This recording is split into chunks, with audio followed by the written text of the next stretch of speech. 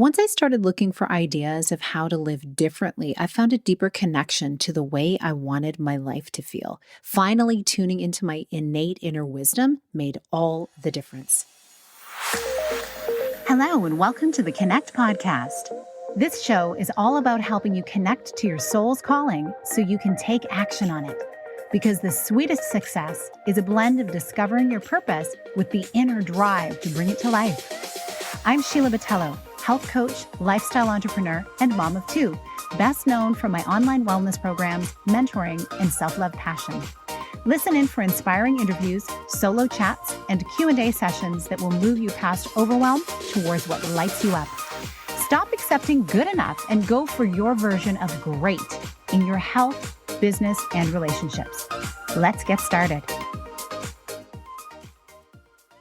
Hi, welcome to this Monday mini-sode where I share an insight to help you live into what lights you up this week.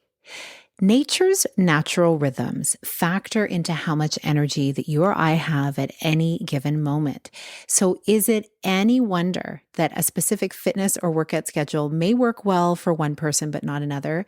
Well, today I want to talk about how tapping into your personal daily, monthly, and seasonal energy levels can set you up for success in your health, your relationships, and your overall life satisfaction.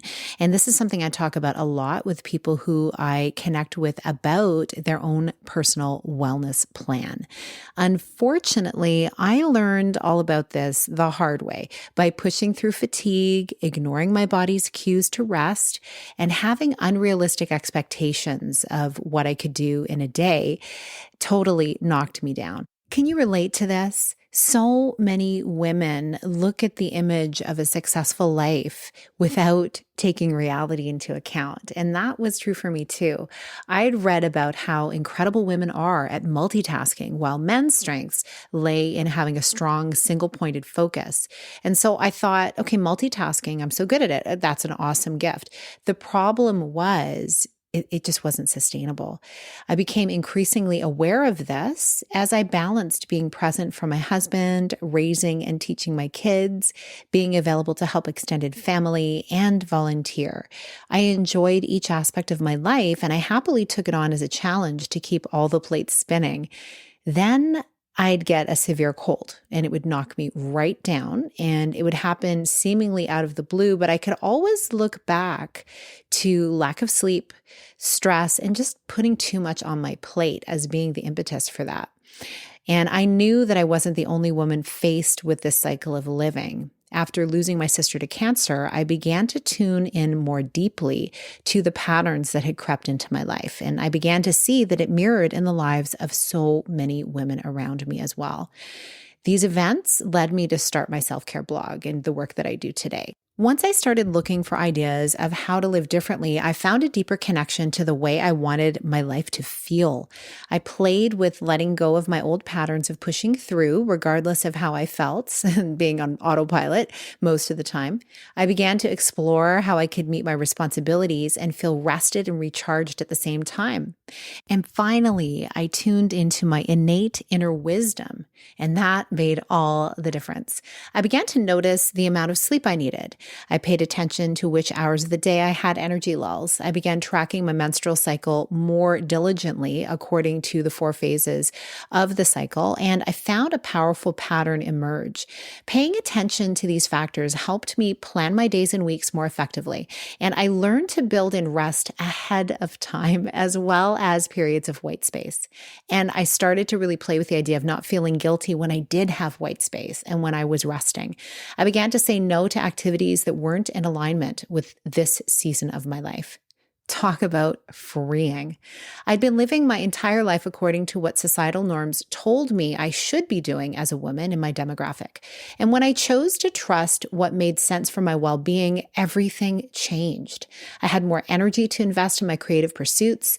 I felt a deeper connection with my husband, and I was more present to listen to my kids. My days had more ease and joy.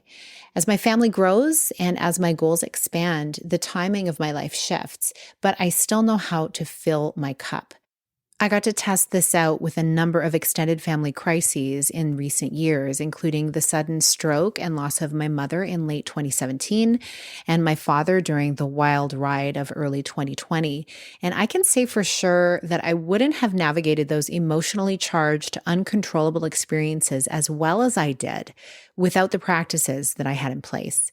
They will continue to grow and improve to serve my life for many years to come. And my hope is that every woman will have access to these tools as well. And that's why I have a free downloadable resource in the show notes that you can find at my website.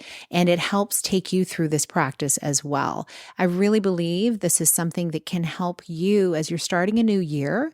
And really, as you look at every new month, as you approach it with all of the ideas of things that you want to do, putting yourself first, your energy levels first, so that you can be showing up as full and nourished and rested and vibrant as possible so you can live fully into your gifts.